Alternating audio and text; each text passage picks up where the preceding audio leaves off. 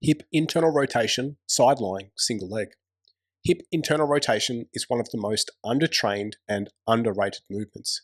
Yet it's crucial for deep squats, hip hinging movements like pikes, pancakes, and Romanian deadlifts.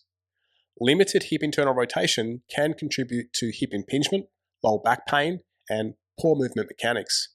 If you struggle with hip mobility or stability, start by training hip internal rotation. It targets the deep muscles inside the hip capsule that are often neglected. This side-lying, single-leg internal rotation drill is a great way to assess and strengthen this range of motion. Here's how to perform it. You'll need a stack of yoga blocks or ab mats, something that elevates the thigh of the working leg to be parallel with the floor. Lie on one side with the top leg bent at the hip and knee 90 degrees, resting the knee on the blocks. The thigh should point straight out from your torso, forming an L shape. Use your bottom hand to support your head and place your top hand on the ground in front of your chest for balance. Keep the hips stacked and do not rotate them. Keep the body still and focus on rotating the thigh bone inside the hip capsule.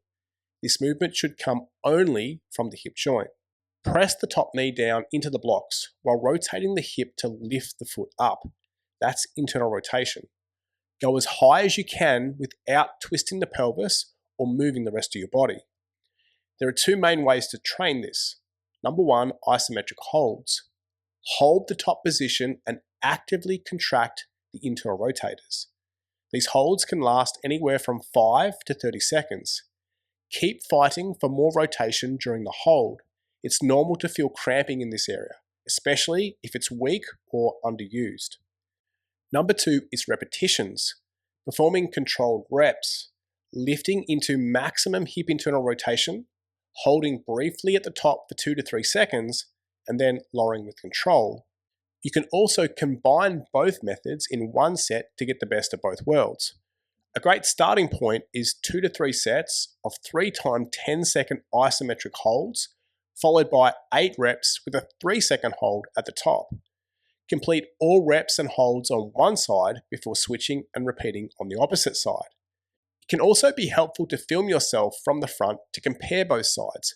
If one hip shows significantly less internal rotation than the other, you'll want to be cautious with heavy bilateral movements like squats or deadlifts. Stick to unilateral exercises like split squats and step-ups and continue working on restoring symmetry through internal rotation drills. A structural imbalance in the hip internal rotators is something you don't want to ignore. It's a hidden contributor to injury and poor performance. Give it a try and see how you go. If you've got any questions, drop them in the comments. And if you found this video helpful, please hit the like button and subscribe to the channel.